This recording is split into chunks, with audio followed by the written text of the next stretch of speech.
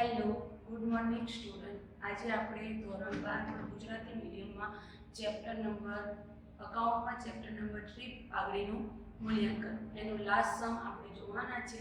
ચાલો આપણે આજે ભણીએ.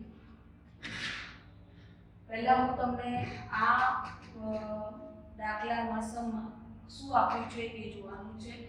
ભારે સરેરાશ નફાને મૂડીકૃત કરવાની પદ્ધતિ અનુસાર નક્કી કરો. ભારે સરેરાશ પદ્ધતિએ મૂડીકૃત કરવાની છે બેટા. આ પાઘડીની રકમ ગણવાની છે. પછી આપણને વર્ષ આપ્યા છે 2018-19 અને 2021-22 અને 22-23. તે વર્ષનો નફો આપ્યો છે 90,000, 1,00,000, 1,30,000, 1,30,000, 1,50,000. ધંધાની મિલકતો આપી છે 13,40,000, ધંધાના દેવા આપ્યા છે 3,40,000. અપેક્ષિત વળતરનો દર આપ્યો છે 10%. હવે હું તમને મૂડીકૃત નફાની પદ્ધતિએ પાઘડી ગણવાની રીત સમજાવું છું કે જ્યારે પણ આપણને આ રીતે દાખલો ગણવાનું કીધું હોય તો હું અહીંયા જે ફોર્મેટ બનાવું છું એ ફોર્મેટથી તમારે દાખલો ગણવાનો રહેશે.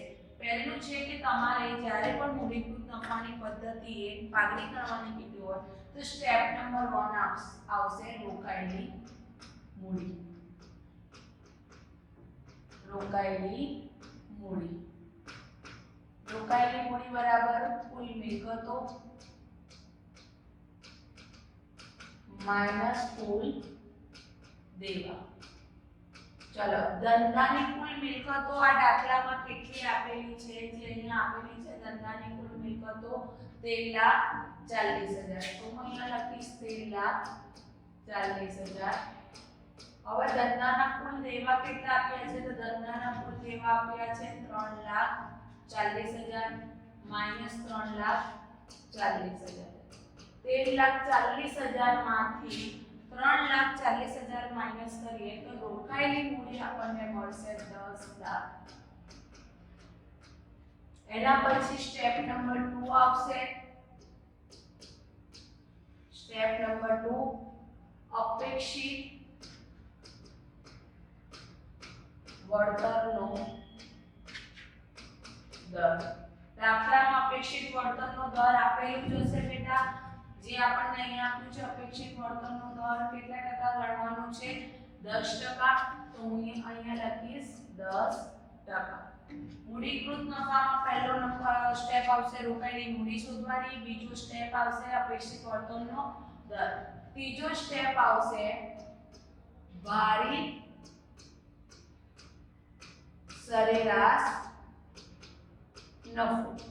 હવે આ ભારિત સરેરાશ નફો કેમ? અહીંયા કયા દીધું છે? મૂડીકૃત નફાને ભારિત સરેરાશના આધારે મૂડીકૃત કરવાનું છે. તો ભારિત સરેરાશ નફાનું સૂત્ર શું હોય? તો કુલ ભારિત નફો ભાગ્યા કુલ ભાર. હવે હું આ દાખલામાં કુલ ભારિત સરેરાશ નફો શોધીશ બેટા. કુલ ભારિત સરેરાશ નફો શોધવા માટે હું અહીંયા લઈ શકું છું કે વર્ષ મને આપ્યા છે 2019, 20, 21 ને 22. હવે એ વર્ષનો નફો હું અહીંયા લખીશ 90,000, 20 માં 1,00,000, 22 માં 1,10,000, 1,30,000 અને 23 માં 1,50,000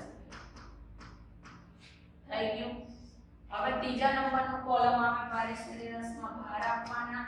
જે આપણે આપવાના છે સતત નફો વધતો જાય છે એટલે 90,000 થી 1,00,000 થાય છે. બીજા વર્ષે 1,10,000 વધતો જાય છે તો ક્રમિકતાથી 1, 2, 3, 4 અને 5.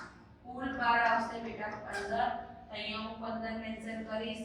પછી અહીંયા આવશે કુલ ભારિત નફો. ભારિત નફો 90,000 ગુણ્યા 1 એટલે 90,000. 1,00,000 ગુણ્યા 2 તો 2,00,000. 1,10,000 ગુણ્યા 3 3,30,000. 1,30,000 ગુણ્યા 4 5,20,000 1,50,000 ગુણ્યા 5 7,50,000 હવે આ ભારી સરેરાશ નફાનો સરવાળો કરવાનો 90,000 plus 2 lakh plus 3,30,000 plus 5,50,000 plus 7 lakh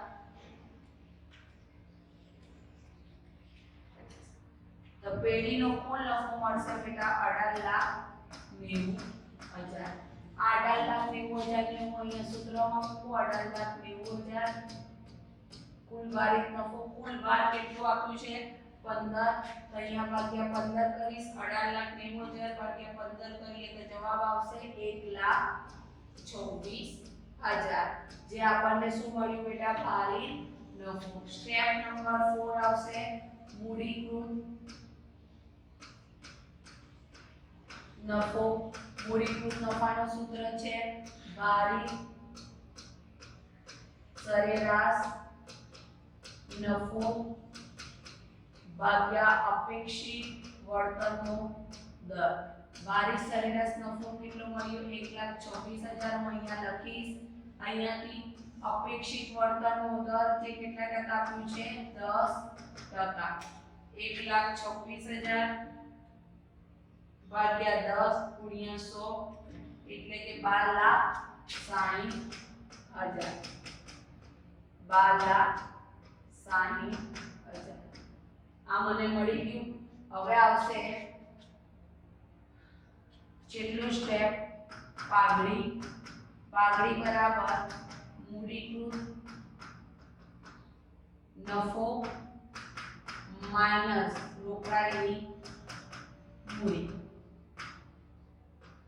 મૂડીકૃત નફો મને મળ્યો હતો 12,60,000 જે હું અહીંયા લખીશ રોકાયેલી મૂડી પહેલા સ્ટેપમાં શોધી છે 10 લાખ એટલે હું અહીંયા લખી દઈશ 12,60,000 માંથી 10 લાખ જાય તો 2,60,000 એ આવશે પાઘડી આ દાખલામાં તમને કોઈ પણ કન્ફ્યુઝન હોય તો તમારા ગ્રુપમાં ઝૂમ મીટિંગ લેવામાં આવશે થેન્ક યુ સો મચ